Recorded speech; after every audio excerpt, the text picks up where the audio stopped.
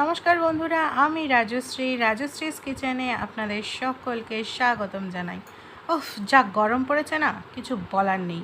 কি যে বলবো, ভাষা খুঁজে পাচ্ছি না।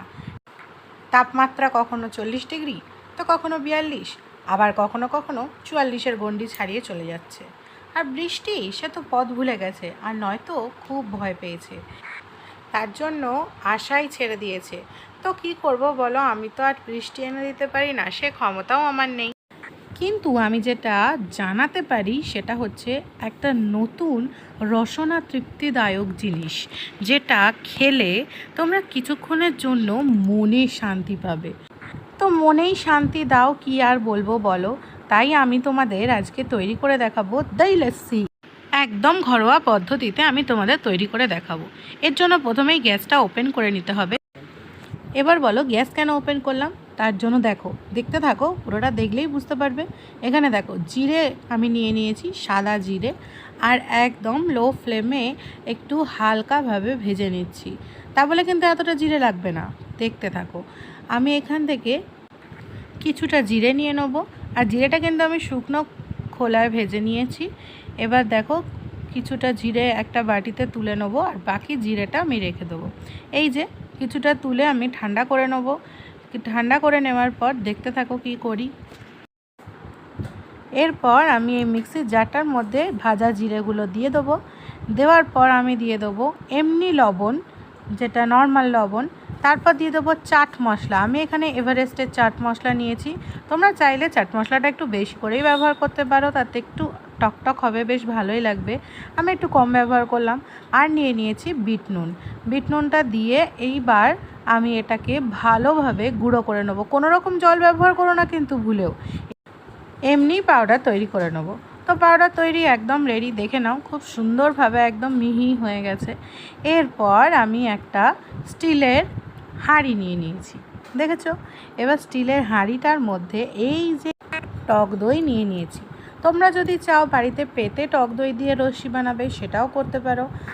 আমি এখানে প্যাকেটের টক দই নিয়েছি, তার মানে এই নয় যে তোমাদেরও নিতে হবে। তোমরা বাড়িতে পাতা টক দইও ব্যবহার করতে পারো। বেশ খানিকটা পরিমাণে দিয়ে দেবে, বেশ কিছুটা পরিমাণে, যতটা তোমরা খেতে পারবে ততটাই। আর এবার দিয়ে দেবো চিনি। যেহেতু টক দই, তাই চিনির পরিমাণটা ঠিকমতো অ্যাডজাস্টমেন্ট করতে হবে। আমি দেখো এখানে 5 থেকে 6 চামচ, মানে বড় চামচের 6 চামচ চিনি দেবো। আর হ্যাঁ, গ্যাসের ওপর বসানো আছে মানে ভেবো না যে গ্যাস ওপেন করা আছে, একদমই না। গ্যাস ওভেন কিন্তু অফ করাই আছে। এইবার এই দেখো, এটা ঘুটুনি নিয়ে নিয়েছি। এবার এই ঘুটুনিটা দিয়ে ভালো করে টক দইটাকে ভালো করে ফেটিয়ে নিতে হবে, যাতে টক দইতে যে দানা দানা ভাবটা থাকে সেটা যেন না থাকে। এইভাবে দু হাতের মাঝে রেখে ভালো করে ঘুরিয়ে ঘুরিয়ে টক দইটাকে ফেটিয়ে নেবে। এইটা 20 থেকে 25 মিনিট ধরে করতে হবে। আমি 20 থেকে 25 মিনিট করেছি, তাতে কিন্তু টক দইটা খুব সুন্দরভাবে ব্লেন্ড হয়ে গেছে। আর দেখো, এটা তোমরা চাইলে মিক্সিতে করে নিতেই পারো ব্লেন্ড, কিন্তু আমি তোমাদের কেন বারণ করব, তার কারণ হচ্ছে টক দইটা তোমরা যেই মিক্সিতে দিয়ে ব্লেন্ড করবে, সেই টক দইটা থেকে তাড়াতাড়ি জল ছেড়ে যাবে। তাই জন্য আমি বলব, তোমরা একটু কষ্ট করে এইভাবেই ব্লেন্ড করে নিও। এরপর দেখো, আমি এখানে করে রেখেছি ছোট এলাচের গুঁড়ো। হ্যাঁ, ছোট এলাচের দানাগুলো বের করে আমি ভালোভাবে শিলনোড়ায় গুঁড়ো করে নিয়েছি। তোমরা চাইলে মিক্সিতে করতেই পারো, সেইখানে আবার বেশি পরিমাণে একটু লাগবে। এবার আমি যেহেতু পরিমাণে কম নিয়েছি, তাই আমি শিলনোড়াতেই গুঁড়ো করে নিয়েছি, ভালোভাবে পাউডার বানিয়ে নিয়েছি। আবার আমি এই ডাল ঘোটার জিনিসটা দিয়ে ভালোভাবে মিশিয়ে নেব। আবার কিছুক্ষণ মিশিয়ে নেওয়ার পর দেখো, সব কিছু মেশানো হয়ে গেছে। এরপর কি করি দেখতে থাকো। এরপর আমি এর মধ্যে দিয়ে দেবো বরফ। আমি এখানে আইস কিউবগুলো দিয়ে দিচ্ছি, ফ্রিজে যেগুলো জমেছিল। তোমরা চাইলে বোতলের মধ্যে জল ভরে সেটাকে বরফ করে সেটাও দিতে পারো। আমি এখানে সব কটা আইস কিউব দিয়ে দিচ্ছি। হ্যাঁ, 2-4টে আমি বাছিয়ে রেখেছি আইস কিউব, সেটা আমি আবার পরে ইউজ করব। এই আইস কিউবগুলো দেওয়ার পরে আবার আমি ভালো করে মিশিয়ে নেবো, যতক্ষণ না আইসগুলো গলে জল হয়ে যাচ্ছে। দেখো, এখন কিন্তু পুরোপুরি রেডি। এবার চলো গ্লাসে ঢেলে নেওয়া যাক। তো আমি দুটো গ্লাস নিয়ে হাজির হয়ে গেছি, আর গ্লাস দুটোতে ভরেও নিয়েছি। তো তৈরি হয়ে গেল মন তৃপ্তি, রসনা তৃপ্তির জন্য এই লস্যি গরমে। আর এরপর আমি এর মধ্যে এই যে আইস কিউবগুলো রেখেছিলাম, এই আইস কিউবগুলো দিয়ে দিলাম লস্যির মধ্যে। এরপর আমি এর ওপর থেকে দিয়ে দেবো যে পাউডারটা আমি তৈরি করে রেখেছিলাম জিরে দিয়ে, সেই জিরের পাউডারটা সামান্য একটু ছড়িয়ে দেবো।